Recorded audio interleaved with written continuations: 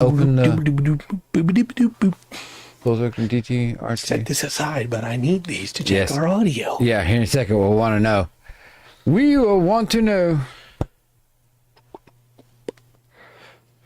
what it is. So I can check it. Oh, I need to get my notes up. I saw the post this time. Oh boy. Huh? We're very loud, which is not a bad thing. People can just turn down. But Right. Well, we sound good though. I sound really far away. Why do you always do that? Get closer to your mic. Here we go. We're just gonna go. How here. about now? Let me wait for the delay. All right.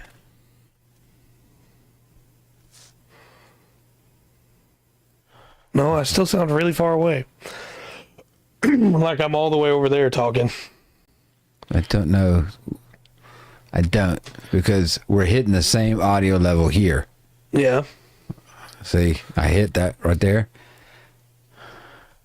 I don't have any more boosts I can give you. There's nothing set differently for you. Right. I don't. I'm so confused. All right. Well, I guess line in. Yeah, everything should be coming through, but I don't understand. No, I don't either. So let me. Even if I get all the way up here, I'm sure it's still, I'm waiting for the delay, but it's probably still going to sound. Yeah. Yeah. But see, you sound fine here. Right. I don't know. I don't know. I can really change that too. That's set right. So let me. I don't know.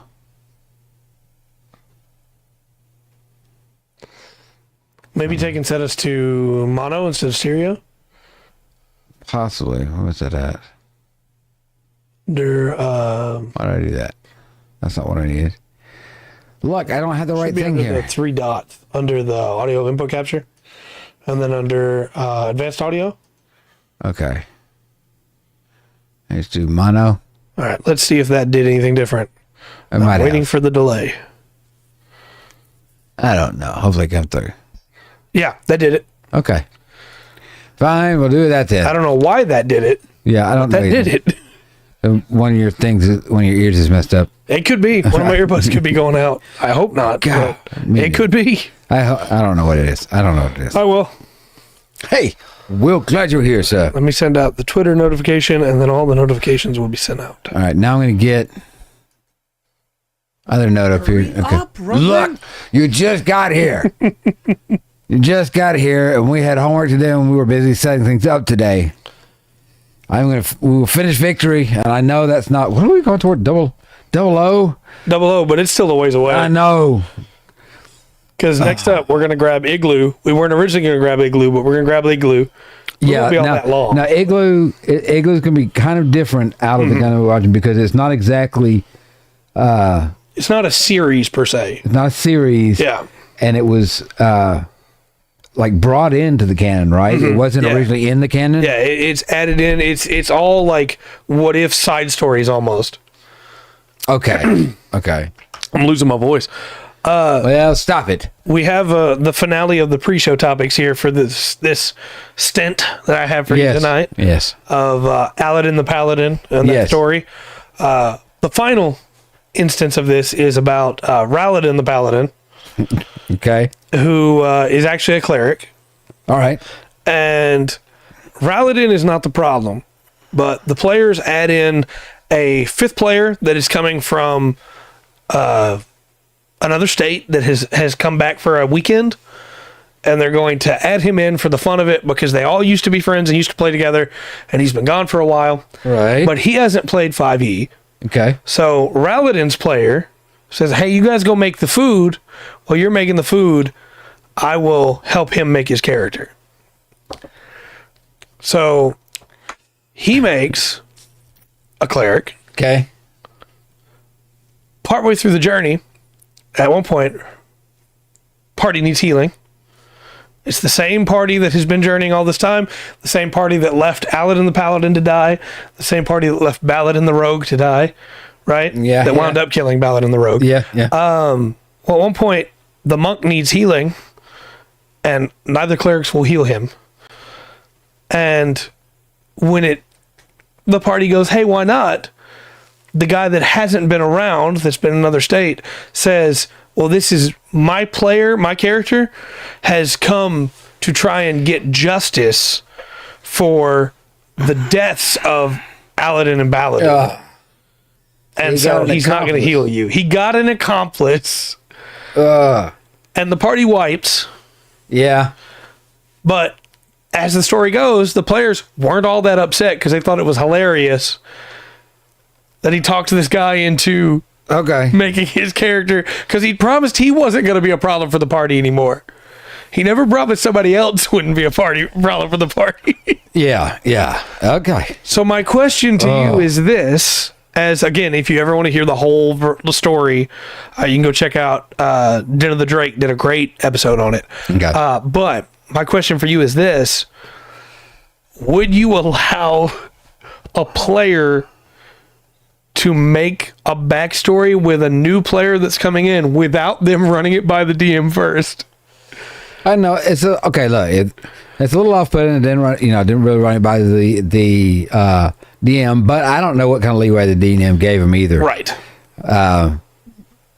With that, he might have been like, well, he knows the world we're going to, so to that.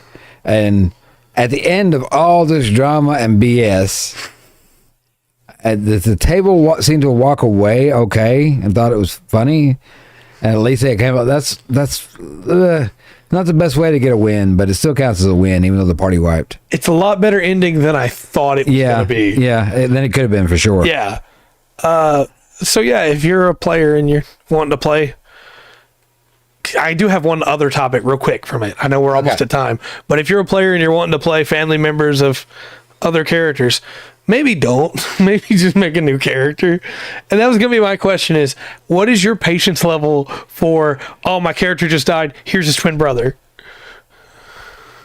I don't know. It's going to depend on the campaign.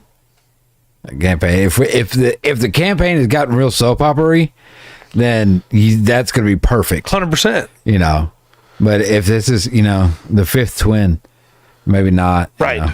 And if it's a serious story and that brother's never been brought up, Yeah, it all depends. It all depends. But it can also be a great plot hook. I mean, you look at Final Fantasy 12, right?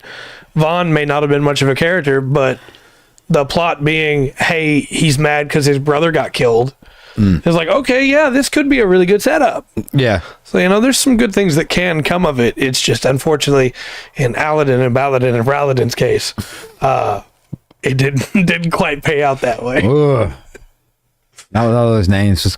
But that's the pre-show topic for this week. We're done with the saga of Aladdin the Paladin. Okay. Next week, I'll find some other fun story to pull in. That was interesting. Who was your favorite, Aladdin, Baladin, or Raladin? The new paladin. Yeah, that was a cleric. Yeah, I think it would be my favorite just because it solves everything. Good old Raladin. Yeah, gosh. All right. Well, hello and welcome to another exciting episode of the Full Spectrum TTRPG podcast. My name is Trey. I am Rungren. And we got some mythology to talk about tonight. Yes. Would you rather have the news now or the news at the end? Go ahead and spill the news, whatever news you had. Okay, so Wizards of the Coast. That's a good start. Have announced a slight change to their upcoming books. Price increase? A price increase. Yeah, of 20%. Yep. See, we lost a lot of money here recently, and so we're going to have to raise the price on our books. Yeah. They claim that there was no reason for this price increase other than just materials cost more now. Well, that's going to be part of it for sure. I'm sure. That's going to be in it. But last year was a record-winning year for them. For most of it. Suddenly it wasn't. Yeah. So, I want to clarify. Normally when I tell these, like, people are upset, right? This time people aren't upset. They're just like, of course. Yeah. Yeah. Like after the Pinkertons, this is nothing really. Right? Yeah. So, but Pinkertons was a false flag to set to curb the blow of disappointment for the price increase. Now, yeah, they said it's going to start with a new book on that. Though all the new books do now come with a digital copy. Yeah, and maybe that's why you'll get a digital copy with it.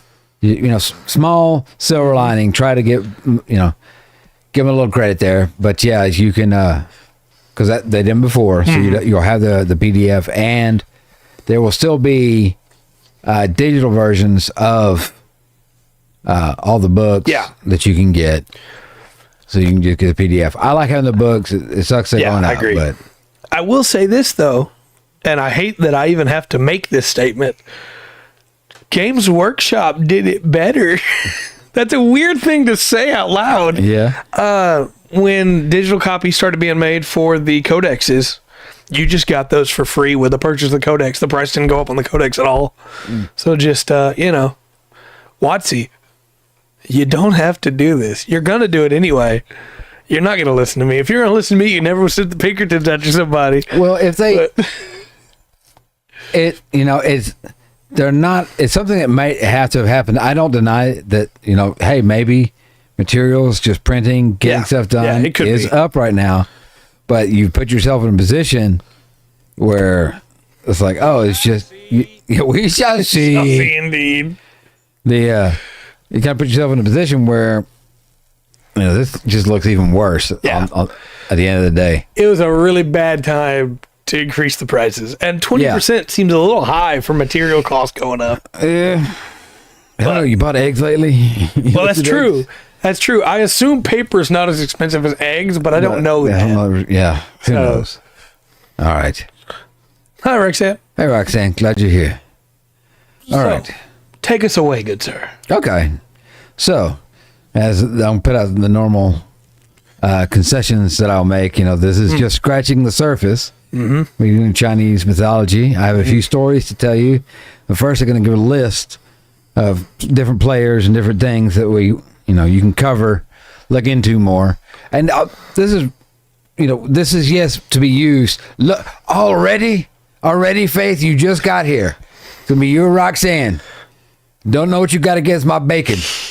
And as always, we mean no disrespect. If there's any actual religion that is referenced here, we're specifically talking about the mythological. Yeah, so we're talking about this more for, and that I try to, because once again, when you get into like a region, there's lots of stuff that happens around the world in different places. Yeah. Everybody has stories and things like that, and some are very tied into religion and some are not.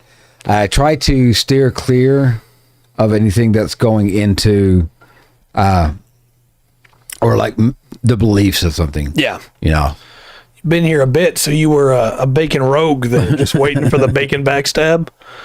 All right. So on my list first, a pretty easy one. It's kind of generic, but I put dragon. I got dragon first. Okay. Yeah. And in Chinese, you see it symbolizing power, prosperity, good fortune. They're once again, they kind of like the Japanese dragon. They're long. They've got a serpentine scale, serpentine body. Whiskers, prominent horns. Yeah. To that, I should put it down. That these have 4 toes. Right. Proper Chinese dragons should have 4 toes. Yeah. Japanese should have 3. So if you're looking at a picture and can't tell the difference, count the toes, and it might help. I don't know if that holds up every time, but it might help. Yeah, so these are the giant twisting lithe dragons. Yeah. That a lot so long. And when you find, they can be wicked or good. It's there's not one nature to the dragon. Right. Type of dragon.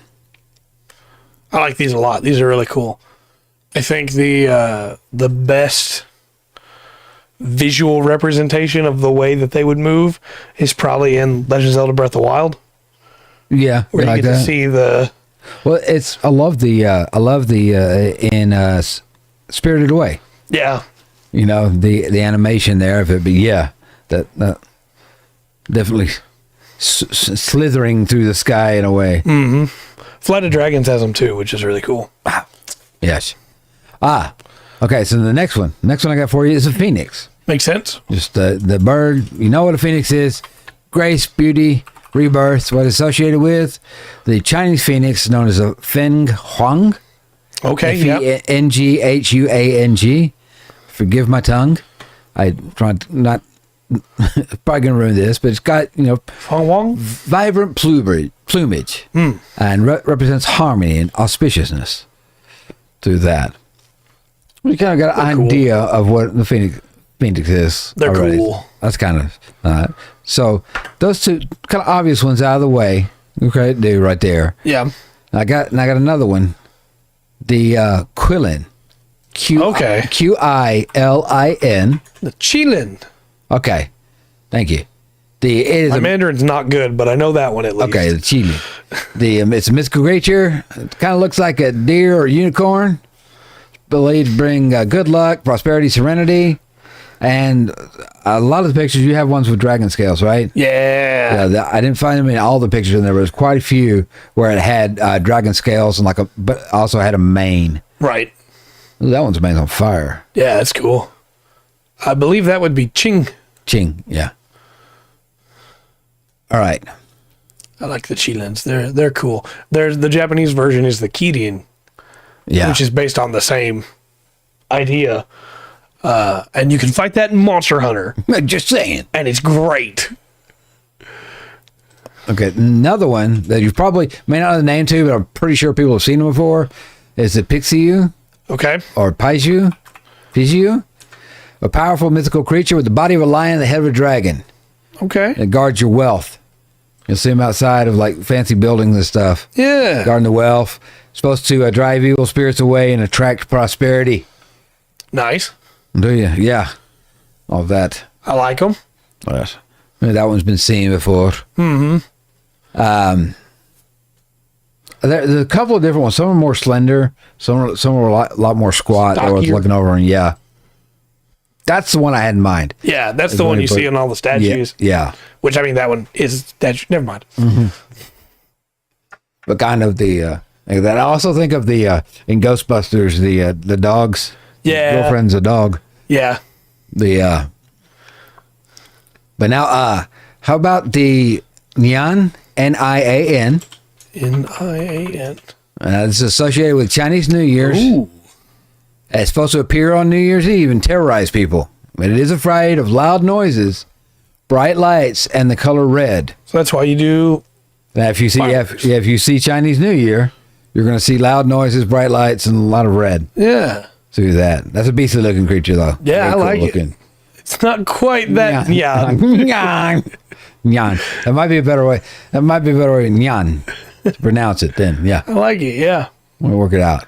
Pretty cool creature. We should mention at this point, I suppose, Mandarin Chinese is a language that relies on tones, and neither one of us are anywhere. We're not even students of the tones. No. Let alone experts. So please, we're not trying to. Yes. No, I will butcher a lot of these, and I apologize. So, as we go to this next one, Huey, Houyi, Houyi. I can't be an expert at everything. I'm not even an expert at the things I know. I'm trying so hard. Don't be disappointed. But he's an archer who shot down 9 suns to save Earth from the scorching heat. Wow! All right. There's it's like an epic tale, and about him and the goddess of the moon and stuff. Nice. I don't have that down. I don't have that one. I don't have an epic tale. I'm not telling epic tale tonight. Okay. I got some short. Did the best I can, and there's one I have to mention.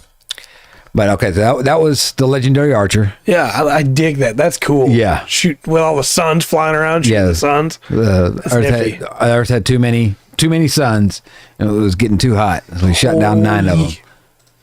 It made everything nice.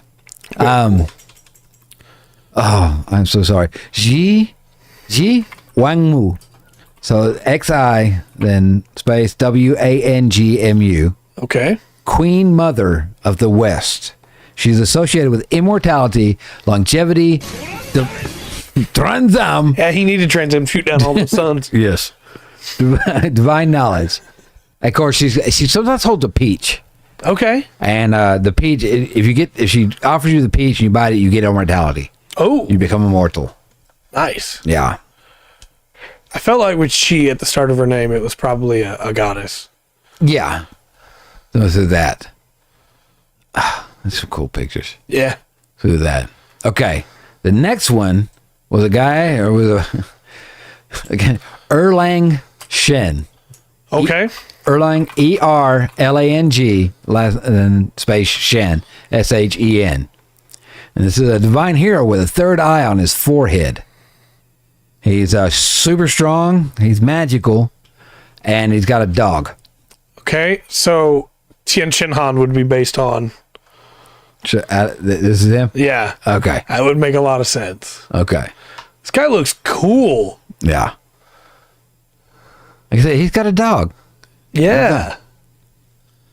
I don't know if the dog's name's Dog Meat or not, but he's got a dog. Sounds good, Will.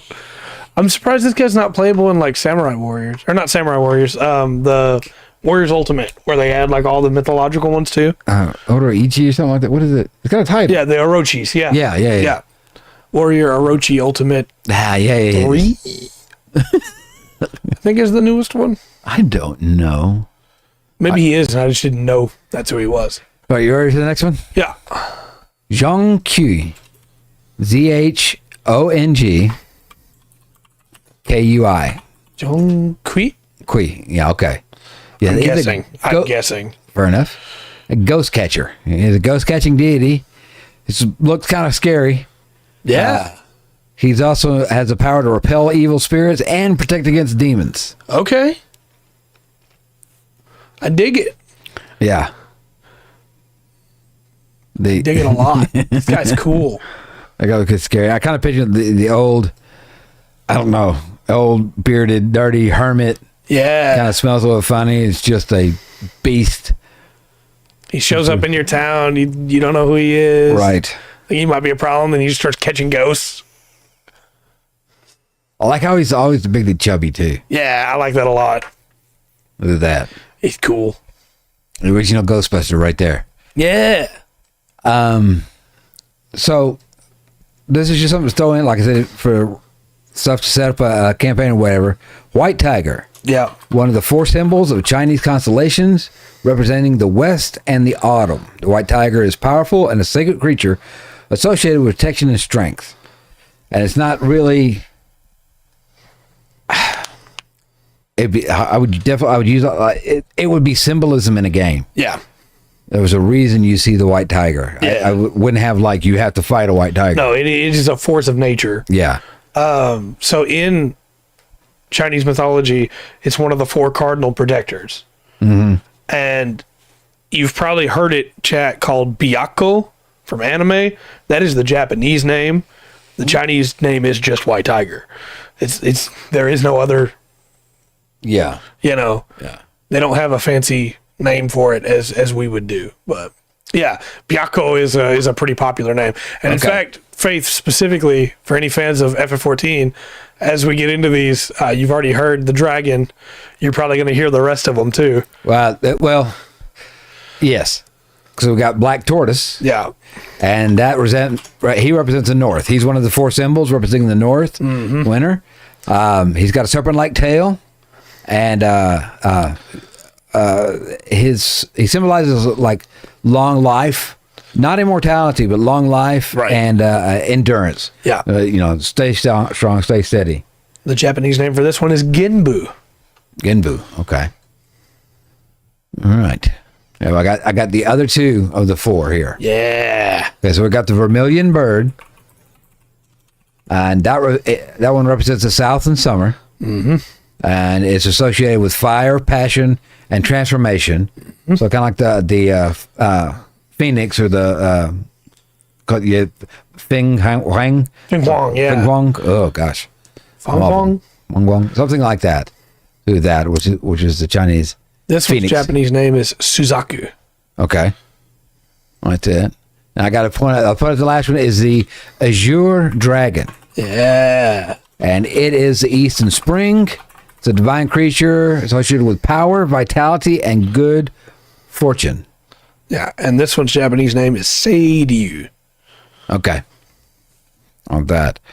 Comes up in anime quite a bit, huh? Yeah, that's the 4 cardinal beasts that protect each direction that also control the wind are very popular in anime. Yeah. And it was a Chinese teaching first, that as most Chinese mythology that's in Japanese mythology. Yeah. It was a Chinese teaching first. The thing got co-opted and continued to be used in Japan. But they gave them, different names so they could claim they came up with it first. All right.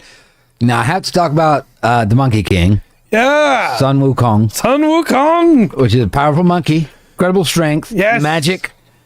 And he's the main character in a novel. The Journey to the West. Yes, Journey to the West. I've got it summarized in here, so I have to be picky about my thing. Nice. But yeah, it's a full novel, and there's a lot to it. And I didn't think it would be fair to talk about this without mentioning I know it's not myth exactly that's been novelized. Right. But that. No, I love Journey to the West. Tripitaka is such a cool character.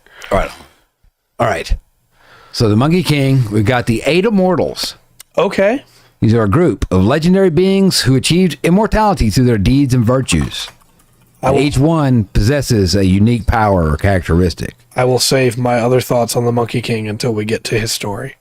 Okay. Excellent. The 8 Immortals, huh? Yes.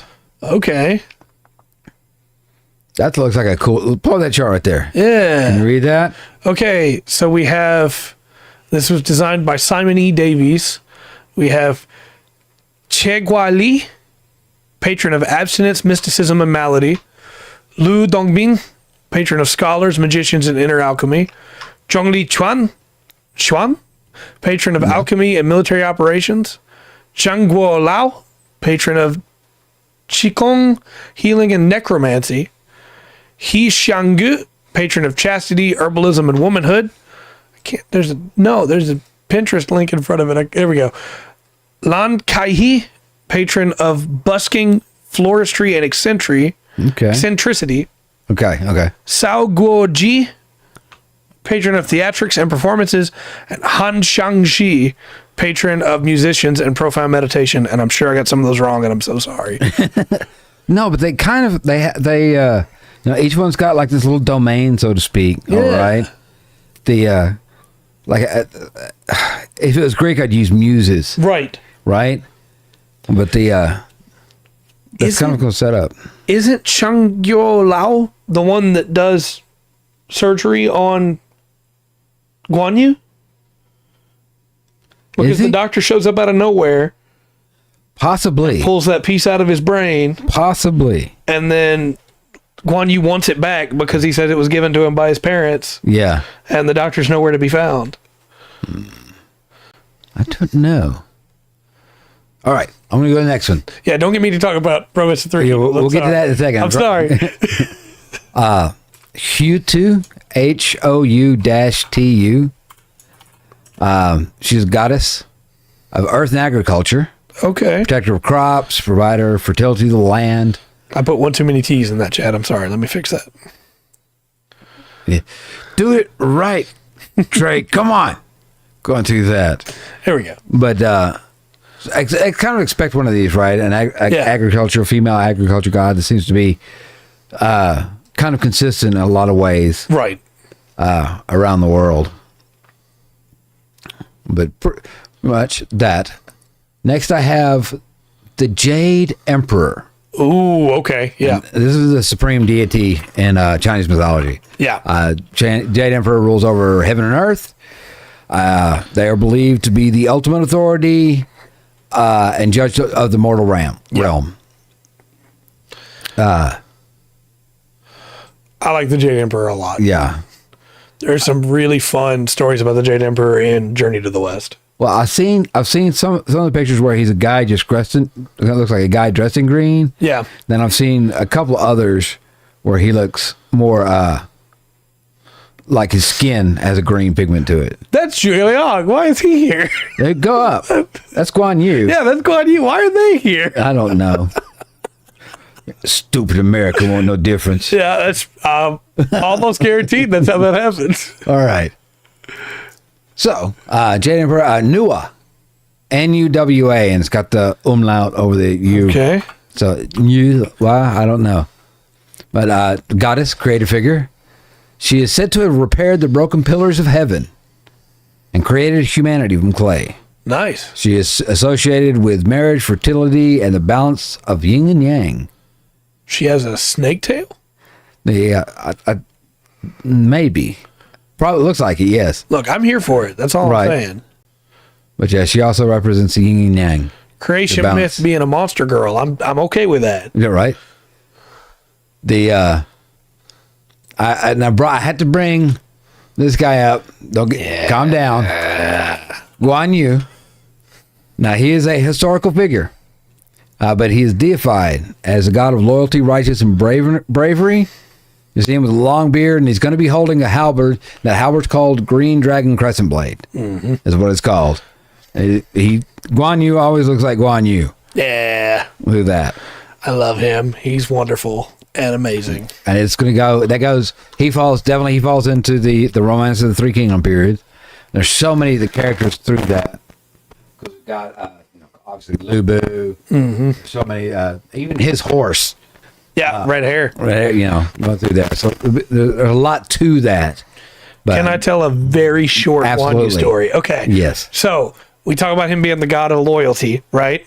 Yes. Guan Yu, Cao Cao really wants to recruit Guan Yu, and he gives him money. He gives him food. He tries to give him women, and Guan Yu's like, no, I don't need them. He gives him Lu Bu's horse, red hair. Yeah. And Guan Yu goes, oh, thank you for this great gift, Cao Cao. It's wonderful. You've been great to me. Now that I have this horse, I'm going to go back to my lord Liu Bei. Yeah. And Cao Cao's like, no, stop him at all the checkpoints. And he beats the first checkpoint, and he beats the second checkpoint, and he does that for all the checkpoints until Cao Cao goes, look, I'm losing too many officers.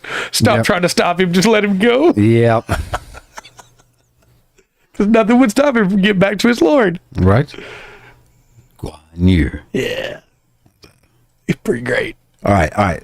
So, Li Gong, the thunder god. Okay. Lei Gong, Gong. Now, this is the god of thunder and storms. Ooh. Controls thunderbolts and rains. Lots of times, in some pictures you'll see him, he's going to have drums. Yeah. Drums to make, that's where he gets the thunder. Very cool. I want that. I like him. He's a bird man. Yeah, his face is like a mix. It's kind of, it's got a beak, but it's like flattened down. Yeah. In a weird way. I really like his design. That's Sun Wukong. Get out of here. You're not supposed to be there. No, I like him a lot. That's a cool design. Guan Yu again. Don't do that. He does, like, see, in some of the pictures, he'll have a more monkeyish look. Yeah. To his face, and then other ones, he has more of a bird. Now I got to talk about something really cool. Okay. Nushu. N-U-S-H. Yeah, there you go. It's got a little omelets over that. This is a secret script that was used exclusively by women in ancient China. Okay. It was developed as a form of communication and expression among women who were often isolated in their household. As a secret, Nushu is a secret code of women. We found it. That's cool. Yeah. Who's that? Don't think it's going to do me any good, but it's cool. Right. Let's do that. No, I thought that was a really interesting thing. That they had their own script, their own way of writing. I see a lot of images of it on fans where theoretically they'd be able to open it up and there's the message. Yeah. That's cool. Yeah. There's like, the women know. The men have no idea. Mm-hmm. Just looks like gibberish otherwise. But that would be, I think that would be a real, that seems like such a role-playing thing to me, though. Like, you got the table, you got a couple female characters, Yeah. It's like, this comes around. Well, y'all two can read it, or you can read it because you're female and from the area. Yeah. Nushu. That's cool. Let's do that. Hu Tu Niao. That's HOU with a dash TU dash NIAO. All right. This is a bird with a human face and a bird's body. Okay. This is not the first bird we've ran across with a human face and a bird body. Right. But it's supposed to have prophecy, wisdom, and other supernatural abilities. Google is failing me this time. Is it? Hugh Tudnyao. Yeah. Me try. I don't know why it's added a plus sign up here. I don't know. Try getting rid of that. See. No, it's not giving you any good ones. Mm-hmm. So no, I showed that, but it sounds cool. Yes, well, it's not the. We see these in a few different places too. Bird, women's head with bird body. Yeah, absolutely. Harpies being the big one that a lot of people think of, I guess. Yeah. But yeah, even the Aztecs had one. Yeah, we got one through the Aztecs. We got one from the Russian Slavic stuff we were looking at. Yeah. Do that. I did think, okay, in Chinese, we do need to bring up fox spirits. Yeah. They're just shapeshifter. They're shapeshifting abilities. They got magical powers. They can take on a human form. They're often seductive and cunning. Yeah. But there's a lot of them. And again, this became the kitsune in Japan, but it's not the same. Yeah, it's not quite the same. They don't call them anything special like that either. No, and there's something there's something close to it that kind of falls on that. I'll mention a little bit, and it's a little bit different. Right. And we'll move on. We'll get there. Okay, the Xianwu. Okay. XUANWU. It's all one word. Oh. The water deity, water wisdom and longevity. Okay. Kind of a tortoise snake thing. I dig it. Symbolizing the union of heaven, snake, earth, turtle. Okay. Tortoise. Through that. Yeah, I dig it. Yeah. And I wasn't getting. I don't know if the snake on top of the turtle is like the what is it? The Vognut for Odin. Right. That's a symbol. I don't know if that's a symbol or if that's how he would appear in an avatar form or something. Yeah, like it could be. Could be. I know it's a very popular image that's been used in a lot of things. The turtle with the snake. It's even used in Zelda. Yeah. The Link to the Past with Greenox, I think is the name of that boss for Turtle Rock. I don't remember. I don't know. It's been too long. It's been too long. Play that game again. My brain's on this. I got to read. I have a script. I'm sticking to it. Don't go out too far. I understand. So the Baize, Baize. It's a white tiger with wings. Nice. Yeah, that's terrifying. Yeah. Keeper of knowledge and wisdom, and can understand all languages. That's just a cool ability. Yeah. You'll talk to it no matter where you're from. I like it. Some of these images are horrifying. Yeah. Some of them are really cool, but Yeah. some of them don't look like a tiger at all. no. Keeper of all knowledge, huh? Yeah. It has plenty of eyes that can see it. Yeah, it's a disturbing creature, but a really cool one. There's a human version of it here, so maybe there's probably anime version of it, something. There's I'm sure all that. I can't imagine. Let me go there. But the Baize, I guess that's how you pronounce it. I don't know. Baize, maybe? Maybe. But it's a white tiger with wings, and that's terrifying enough. Yeah. Especially when it's smarter, more wise than everybody as well. And can understand. You can't talk crap about it. It understands all languages. Right. Okay. The Kuixing. Kuixing. Kuixing. It's a deity associated with examinations and academic success. Okay. He's got an uneven number of eyes. There's never like one set. He's just got an uneven number of them. And he's a patron of scholars. Okay. So this is your cleric of knowledge. This would be definitely be your god there. That's who they follow. Your deity. Do that. That's cool. Well, like it's who you pray to, and you got to take a test. Yeah. And find that out. This name sounds familiar, but I don't think I knew it. It's Chiyu, Chiyu, and he was a tribal leader, legendary warrior. Super strong, very fierce. He kind of looks like he takes on animals. Okay. at some form. See, they're different, right? Yeah. Like some of them, he's got like that one. Looks all animal. Yeah. No, I have seen this guy. He's in. We were talking about Warriors Orochi. He's in Warriors Orochi. Chiyo. Okay. Maybe I didn't recognize him at all till I saw the image, because in the image he's just, in the game he's a bull man with 4 arms. Okay. I got 3 more before we get to some stories. Okay. Okay. So I've got the Gong Gong. It's G-O-N-G, all one word. All right. Water god. But this is water god like floods. Okay. Devastation, mudslides, things like that. The Great Flood from Chinese mythology is Gong Gong who did it. Okay. When they have the world flood in their mythology, Gong Gong did it. Makes sense. Right. Then I got Huli Jing next. Okay. That's 2 words, Huli, and then Jing, Huli Jing. And this is a fox spirit, often portrayed as a beautiful woman. She uses her charm, magical abilities to interact with humans. She's very well respected. She's also like, you don't want to meet her. She's kind of scared of her. Yeah. A bit. Yes. Makes Revered. sense. But an actual named fox spirit that seems to go a little bit beyond the others. Right. Right. Just your average shape changing magical fox spirit. So is she the Hagoromo Gitsune to the... I think so, in a way, because she's the Tamame no Mai? You're gonna be attracted to her. You're gonna be drawn to her. You can't help it. Right. But then she's kind of malevolent, a little bit malevolent. Makes sense. I think it's more like tricksy though, not like intentional, like malfeasance. Right. She's not hateful. She just likes practical jokes. She'd be a YouTube prankster.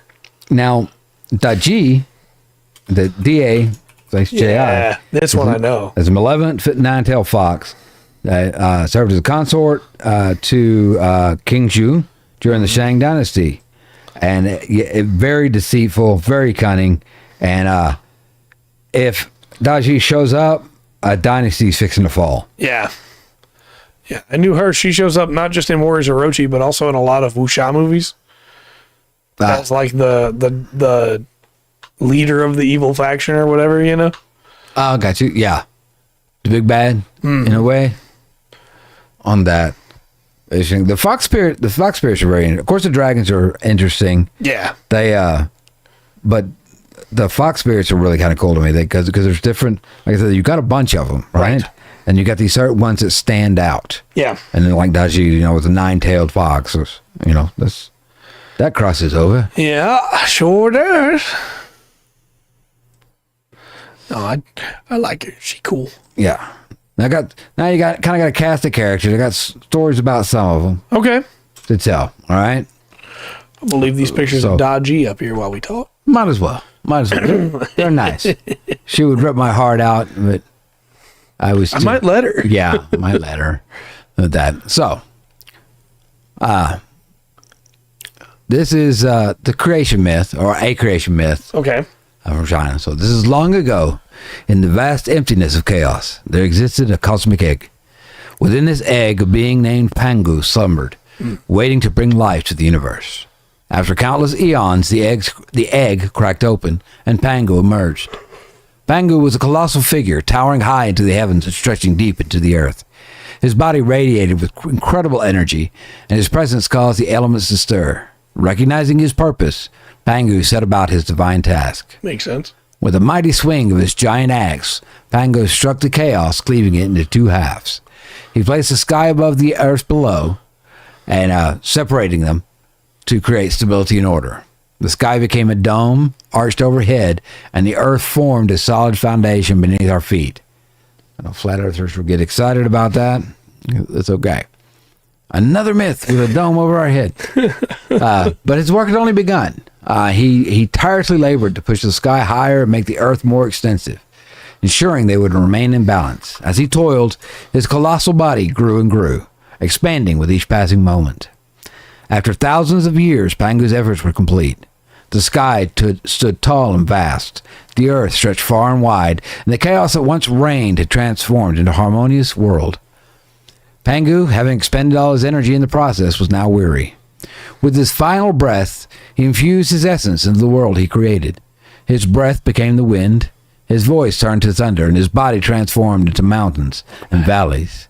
His blood became the rivers, his sweat formed the oceans, and his hair grew into forests and fields. Pangu's sacrifice gave birth to life as we know it. From the fragments of his body, countless creatures emerged, animals, plants, and humans. They flourished in the snow world, forever indebted to the extraordinary being who shaped their existence. So as you gaze upon the boundless sky, or feel the ground beneath your feet, remember Pangu. His courage and determination brought forth the beauty and wonder that surround us, reminding you the incredible power of creation and the everlasting imprint of this divine hero. What's that? Nicely done, Pangu. Yes. So Pangu was the one that made everything, but then he died. Yeah.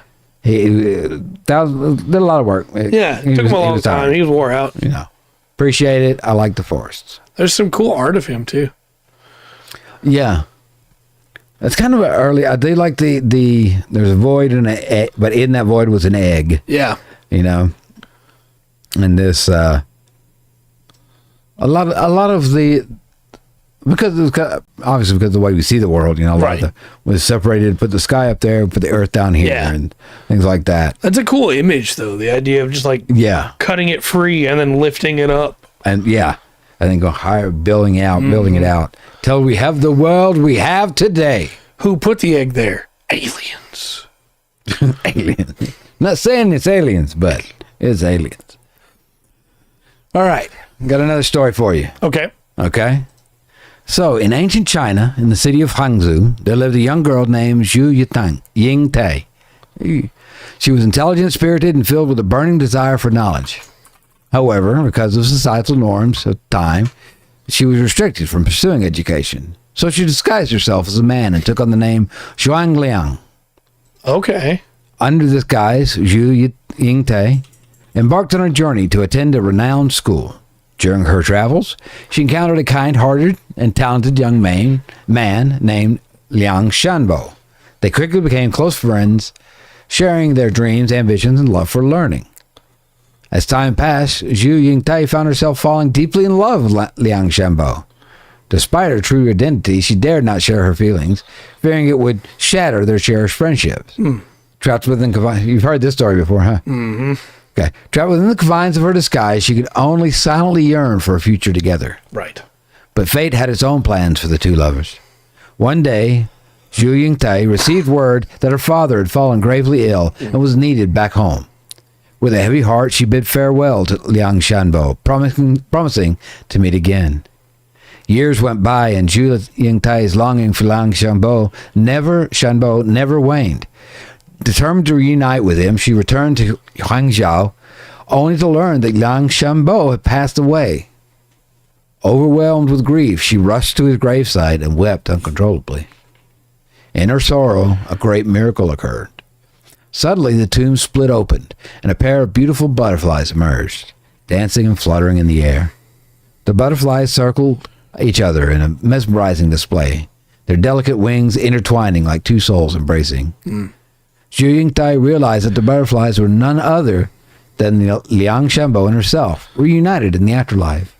Their love had surpassed the boundaries of life and death, forever immortalized in the graceful dance of butterflies. From that day forward, Zhu Yingtai and Liang Shanbo became known as the butterfly lovers. Yep. With that. So that's the a good Chinese, it's a Romeo and Juliet kind of Chinese one. Yeah, it is kind of sad. But, you know, I don't know. Like I said, there's something about myth that's like, I said before, it's about like being like letting in on secret. Yeah. You know, like I can't, when a child cries about nothing, I kind of smile a little bit because of the story, and that's for another place. But like this, you know, anytime you see two butterflies doing the thing, I'm like, I may not remember their names. I'm like, it's the butterfly lovers. Yeah, I know them. Yeah. So that, I know that story. I only know this story because of anime, but it is a beautiful story. And there's a couple different, I'm sorry, there's a couple different games that have the two of them as like ancillary side characters. Interesting. And there's even a gacha game, I believe. There's images of it up here. I've never heard of it, Sid Story, but where you can get Chu Yingtai in either version, either dressed as a girl or dressed as a man. So that's cool. Very cool. Yeah, that's a little bit of Milan in there, a little bit everything, but the little bit Romeo and Juliet, sad story, but a good one. Yeah, it's a good one. I like it a lot. I think you'll like that. I think you'll like this one. Okay. All right. So in the distant past, there were 10 suns that blazed in the sky, scorching the earth and causing great suffering for its inhabitants. People lived in fear, crops withered, and life teetered on the edge of devastation. But amidst this turmoil, a heroic archer named Huey appeared. Yeah. Emerged. Huey possessed extraordinary skills with his bow and arrows. With unwavering determination, he embarked on a quest to restore the balance to the world. Taking aim with his trusty bow, he shot down 9 of the 10 suns, saving humanity from the scorching heat. Of course, his remarkable feat brought him great admiration and became a very celebrated feature. Right. But his most profound encounter was yet to come. So one day... We have a hydrate. Oh, okay. So Thank you. one day, Huey encountered the beautiful goddess Chang'e, yeah. Chang'e, who descended from heaven to the mortal realm. They were instantly captivated. Instantly captivated by each other's presence. They fell deeply in love and vowed to spend their lives together. Their love blossomed, and their happiness seemed boundless. Yet hidden within their joy was a secret of immense consequence. In the celestial realms, the gods grew envious of Huey's achievements. Of course. And sought to seize his newfound immortality. Fearing for her husband's safety, Chang'e discovered a secret elixir of immortality, a potion that would grant godlike powers to whoever consumed it. Well, that's good. On a fateful day, as Huey was away, Chang'e encountered the elixir. Torn between her love for Huey and her desire to protect him, she made a courageous decision. She swallowed the elixir, causing her body to float into the sky and ascend to the moon. Heartbroken and filled with sorrow, Huey gazed up at the moon, yearning for his beloved Chang'e. He placed her favorite fruits and cakes on an altar, offering them a sign of his enduring love. The tradition continues to this day, as you see a mid-autumn celebration, a mid-autumn festival, expressing the love for ongoing long ones and sharing moon cakes under the moon. That's the story of the mid-autumn festival. Yeah. When they celebrate, that's what they're celebrating. Oyi and Chang'e. But so, it's a nice pass. Chang'e resides on the moon. She's forever separated from Huey. But she's accompanied by a jade rabbit. And she's constantly, I think the rabbit's always making the elixir. The rabbit makes the jade magic rabbit makes the elixir of immortality. Right. And so she always looks beautiful in the sky. Right. Gentle reminder of that. I've got the jade rabbit. The jade rabbit. Yeah, I don't know where it came from in the story. I mean, look, the heavens in Chinese mythology are full of gods and goddesses and creatures. Not be surprised at all if it was just one of them hanging around up there. Yeah. All right. Now I got to tell you about the cow herd and the weaver girl. Okay. Or cow herder, I should say. With that. So this is long ago in ancient China. There lived a humble cow herder named Lang. He tended to his herd of cows with utmost care, finding solace in the simple joys of nature. On the other side of the Milky Way, in the realm of the heavens, resided Jinyu, the weaver girl. She wove the finest silks that adorn the skies.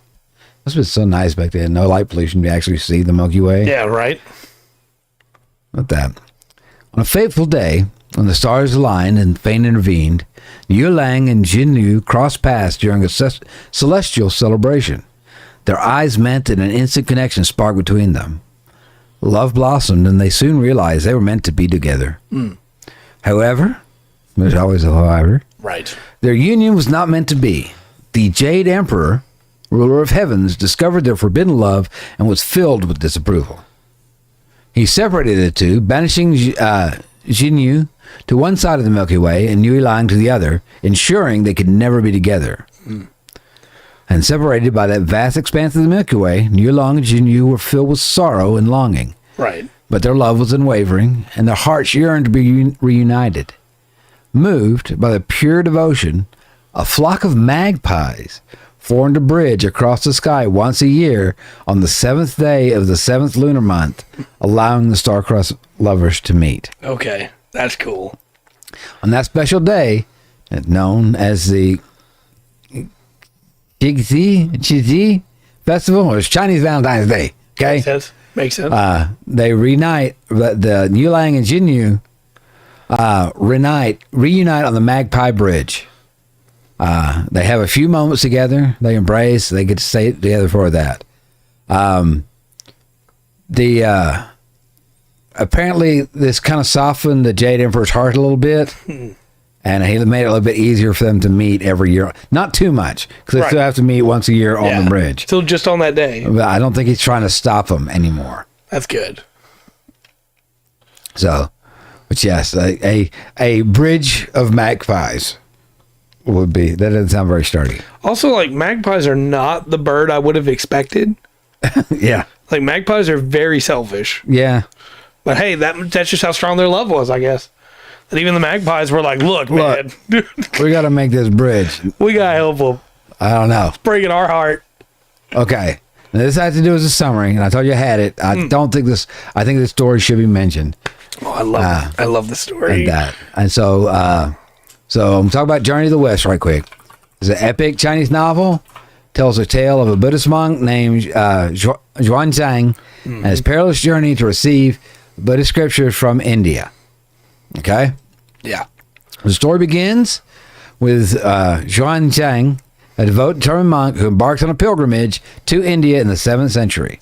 Along the way, he goes through some different challenges. He's got to face down demons, spirits. He faces other mythical creatures. He's got 2 companions with him. One of them is Sun Wukong, the Monkey King. And the other one, I meant to have him. I didn't have him on the list. I meant to have him. This is Zhu Beiji. And he's a pig-like creature. Yeah. Very resourceful. Loves to eat. He also has a river ogre named Sha Wu Jing. And a white horse that's supposed to be a dragon, that's later revealed to be a dragon prince. Yeah. There's some house moving castle stuff going on there. But so real quick, the version that we got of this story, yes, which is still, I own it. It's in my library at the house. I read it as a child, and I kept hold of that book. I love that book. Is not the original version of the story. Yeah, it is the much heavily edited version that was presented to the rest of the world, and they change all of the names. Oh, sure. So Xuanzang becomes Tripitaka. Sun Wukong just becomes the Monkey King. Zhu Baizhi becomes Pigsy. And Sha Wuxing becomes Sandy. Okay. Then the Japanese version of the story has a really good anime about it called Sayuki, which is what if them, but in the 80s, basically. Okay. Yeah. Like Sanzang, which is Tripitaka, which is Xuanzang, is a chain smoker and has a pistol. You know, they also still have the Monkey King as Sun Wukong, but then they take Zhu Baizhi and make him.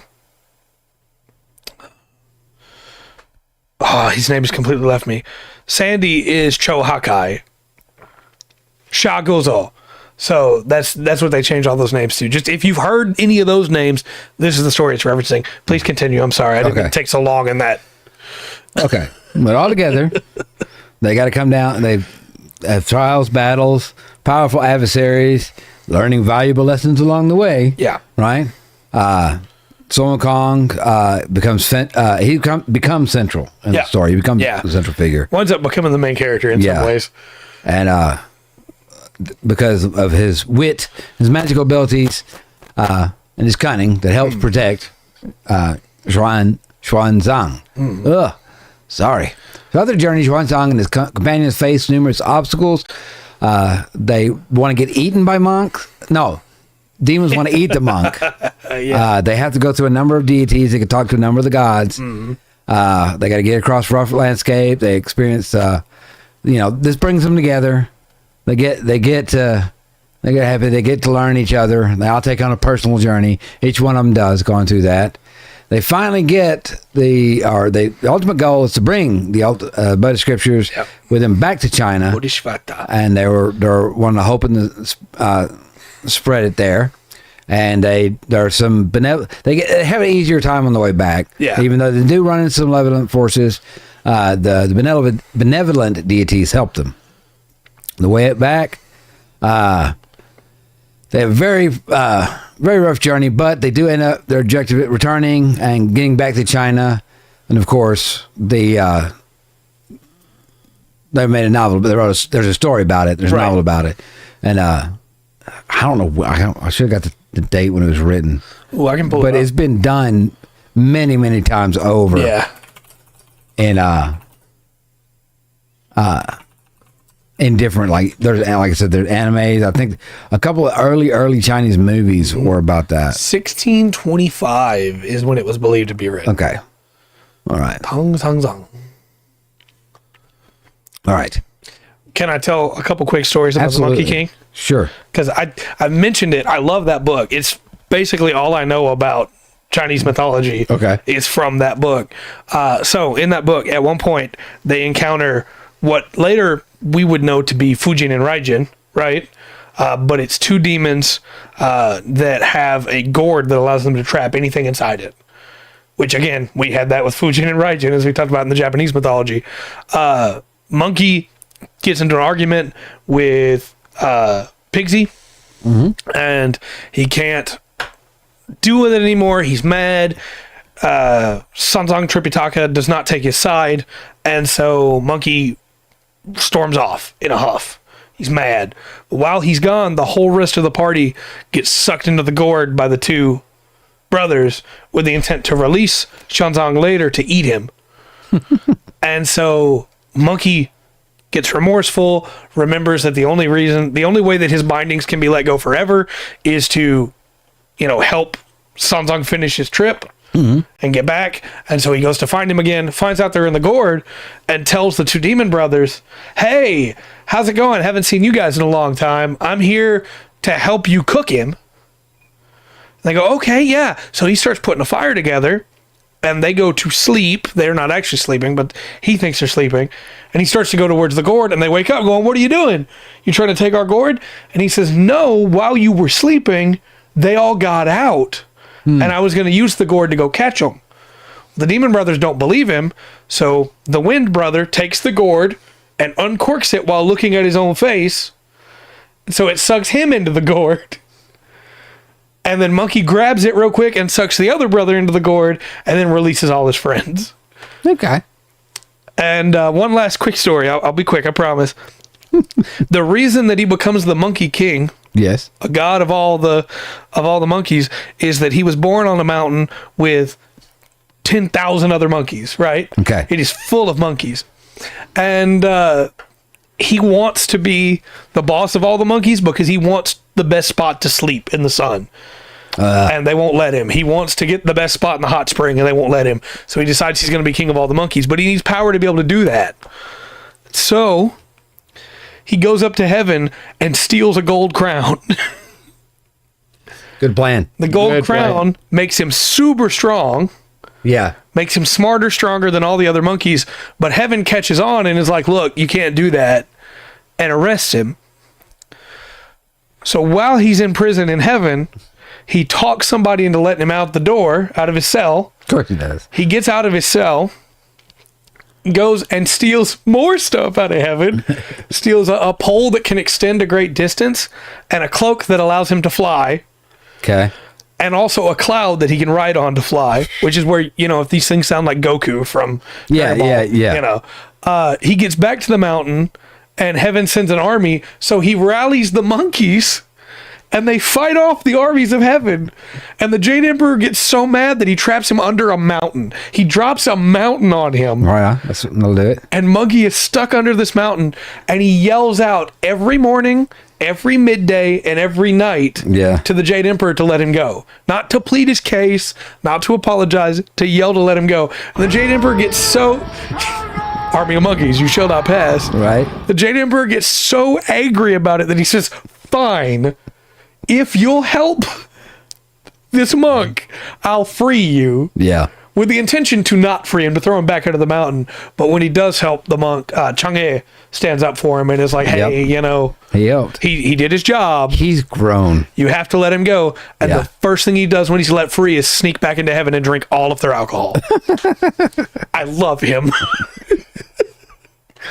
Anyway, please continue. I'm sorry. All right. I got to tell you about a story about in the beautiful city of Hangzhou. Okay. So there was a kind-hearted and virtuous young man named Zhu Jian. And one day, Zhu Jian, as he was walking near the West Lake, he encountered a woman in distress. And she was none other than Bai Shuzhen, a powerful white snake serpent who had taken on human form. Moved by her beauty and compassion, Zhu Jian helped Bai Shuzhen, and they soon fell deeply in love. They married and began a life of happiness together. Little did Zhu Jian know that his beloved wife was a serpent spirit from the mystical realm. Right.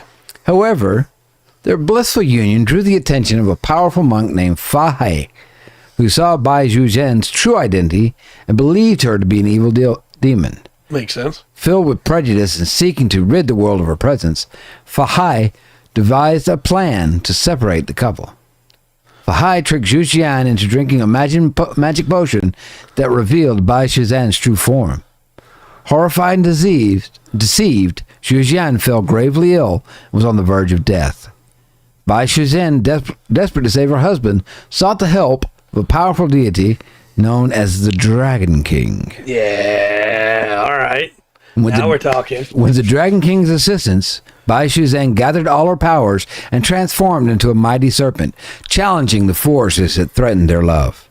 A fierce battle ensued between the white snake and Fa Hai, shaking the earth and the skies.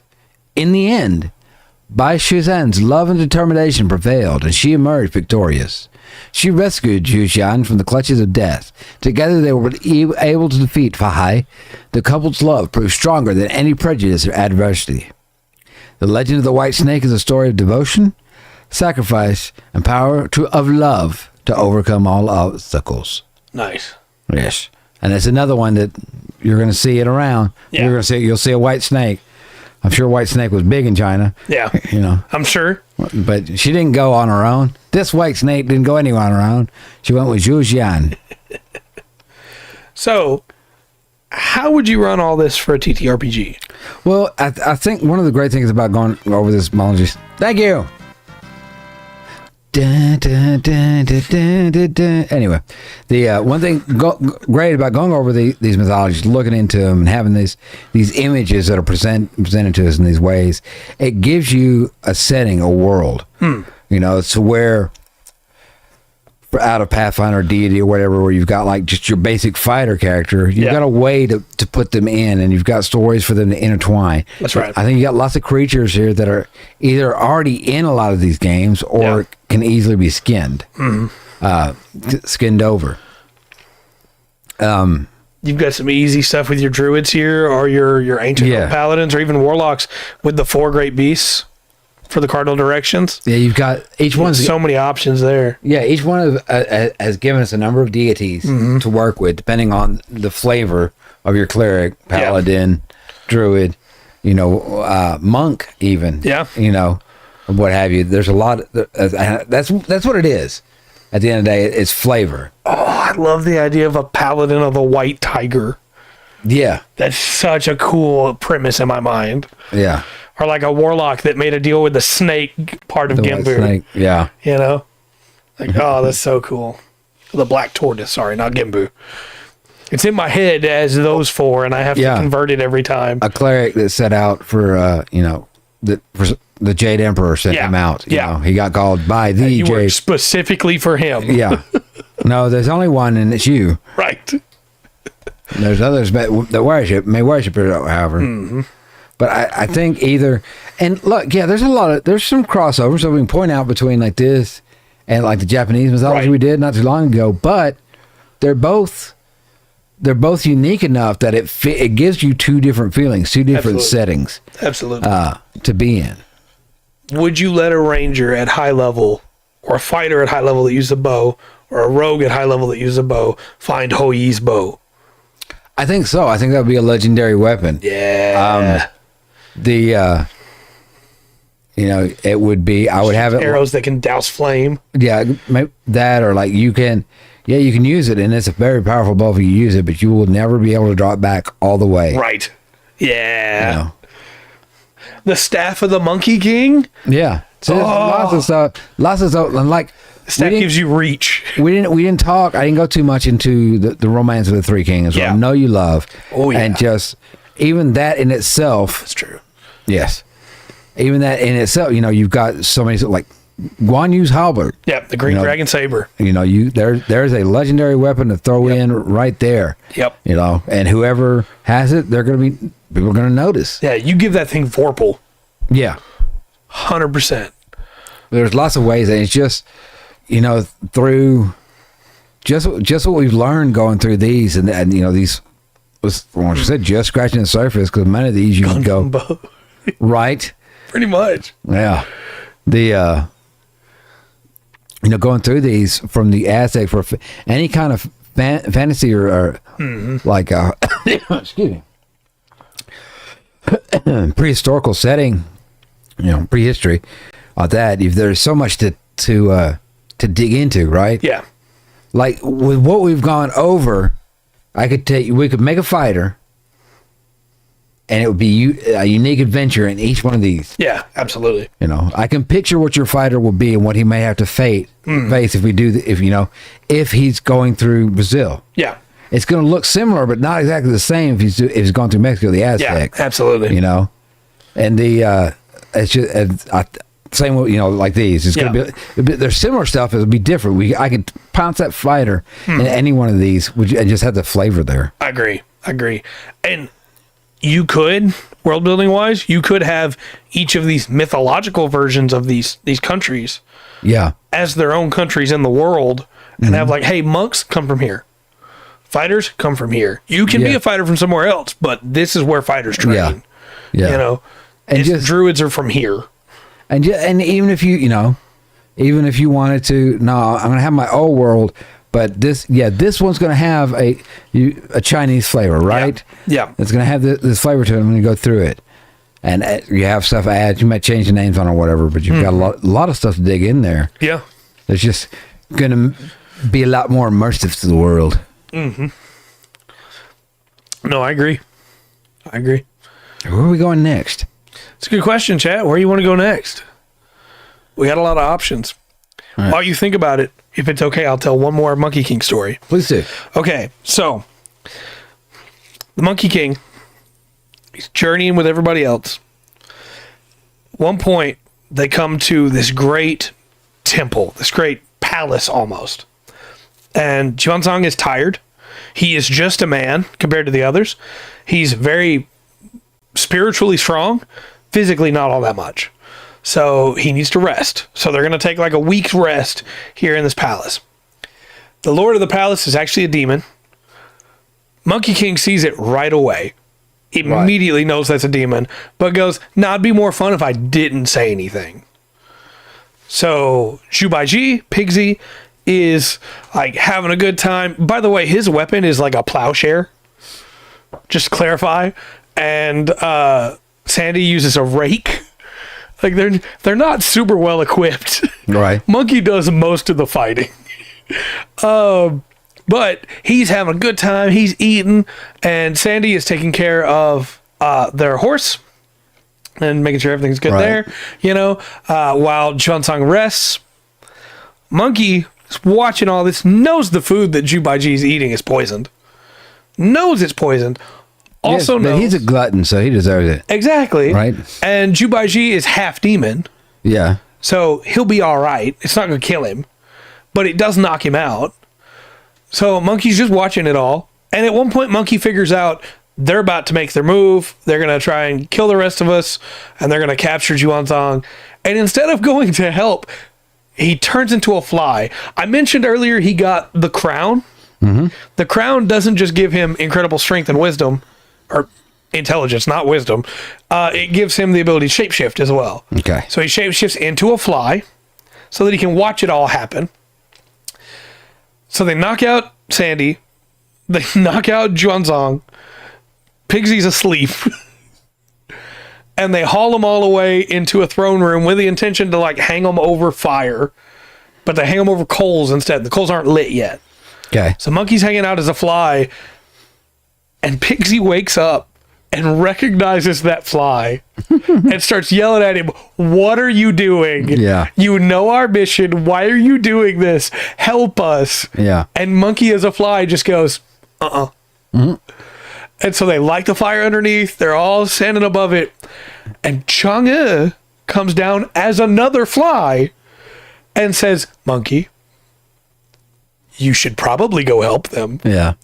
He says, "But this will teach them a lesson about trusting people." And she says, "They won't learn anything if they're dead." Yeah. And he says, "Okay." And so instead of turning back into Monkey, he flies up the guy's nose that's the lead demon and turns back inside his head. Okay. I'll do it. So that guy's done. Yeah. All the rest of them are so scared of it. Monkey sits on his throne and says, "Now you work for me." And they all run away. And so instead he just frees all his friends and they leave. Fair enough. Fair enough. All right, we haven't got anything. I've got a little bit of a head start on Polynesian. Okay, So you want to we go may there do first? that. I think that's what I'll do. Okay. Let me make my note. Polynesian it is then. Yes. I'm telling you, if you ever want a fun read of a story that don't even go into it assuming it's going to make sense, check out Journey to the West. Wilson Gundam Mythology. Yes. I don't know. There probably is. Okay, I was going to say that didn't count, but there probably is Gundam Mythology. But Well, Gundam Sangoku Souketsuden yeah. is based on the Sengoku era, Okay. but it also adds in, because the newest one of it is World Souketsuden. And the version before that was on Romance of Three Kingdoms. So World Okay. is both.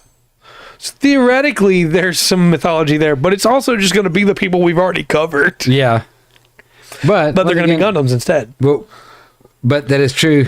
Another, some more evidence that's like, yeah, these stories are still being used. Like Sun Wukong, he's a Gundam. Yeah. He's a main part of the story. He's Liu Bei's best friend, Yeah. which is weird and That's cool, weird. and I like it. Okay. They're crossing streams. I don't like it. But no, it's pretty great. Can I talk about one other weird mythology thing that comes up in Romance of the Three Kingdoms? Sure. So, the Jade Imperial Seal Yeah. is believed to have been given by the Jade Emperor himself, right? That's why it's so important, so special. If you have the seal, you're as good as Emperor. At one point, it gets lost down a well. Sun Jian, leader of all of Wu, known as the Old Tiger, tells all his men to leave because he knows where it is, and goes down to get that thing himself and pulls the seal back up out of the water. Historically, nobody knows what happened to the seal at that point. And we're pretty sure Wu just made another one. But mythologically wise, he climbs back up out of that well with the seal in his teeth. There's the Kira cry.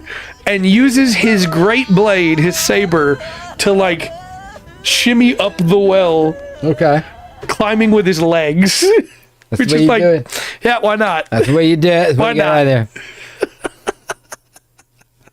Oy. Why not? I don't know. There's some great stories, man. Mm-hmm. Crazy. Through there. Yeah, I got a little more. Got the novel this time as well. Marlene and stuff. Okay. Yeah, because we're I about understand. Hogwarts. Planet. We were talking about that the other day. Yeah. That's on Game Pass. I downloaded that. Nice. So Okay. I understand. All right. Well, I think we're going to do Polynesian next week. So tomorrow, tomorrow you're building, aren't you? Painting. God. Okay. I think I said building the other day. All right. Tomorrow, painting. Monday, we're back with MMO Monday. We got some more stuff to do in Moria. We're going to get through that. Here, hopefully 3 more Mondays. Get through there. I'm enjoying Moria, but I'd like to see the sun again. Yes. And then retake.